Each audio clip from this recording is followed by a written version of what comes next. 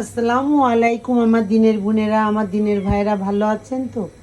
আলহামদুলিল্লাহ, আপনার বোনও ভালো আছে। বন্ধুরা, আপনাদেরকে আমি দেখিয়েছিলাম করলা ভাজি, আর এখন ভাজবো ইলিশ মাছ, পদ্মার ইলিশ।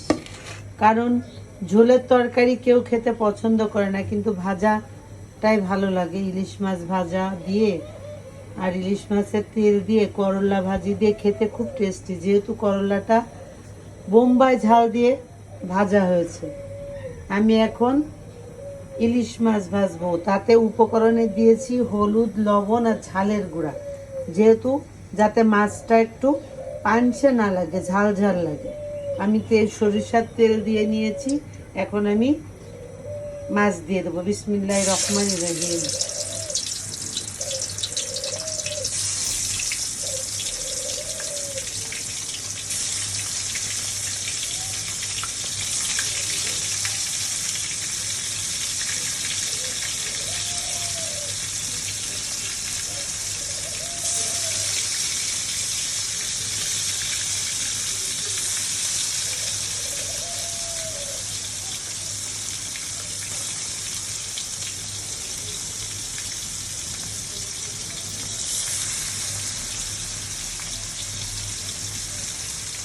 বন্ধুরা দেখেন, মাছের তেল ভরে গেছে।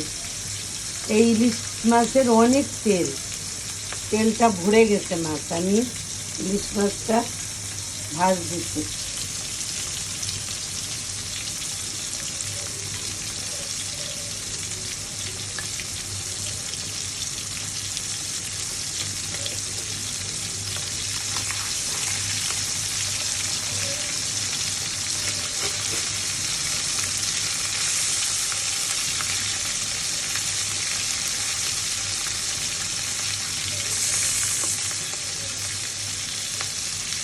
কড়া কড়া করে ইলিশ মাছটা ভাজবো, আর তার সাথে কয়টা শুকনো ঝাল ভেজে নেব।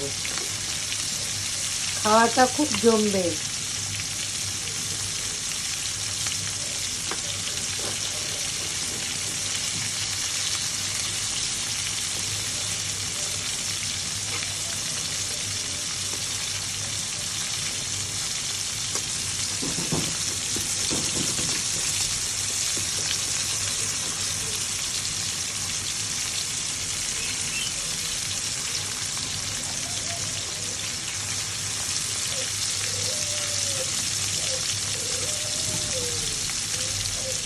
তেল আমি অল্প একটু দিয়েছি, দেখেন কড়াই ভরে গেছে। এই মাছটার, ইলিশ মাছটায় অনেক তেল, যেহেতু পদ্মার ইলিশ। আমরা বাংলাদেশি মানুষ বেশিরভাগ পদ্মার ইলিশটাই খায়। আর ঘ্রাণ কি, ঘ্রাণে সারা ঘর ভরে গেছে ইলিশের ঘ্রাণে।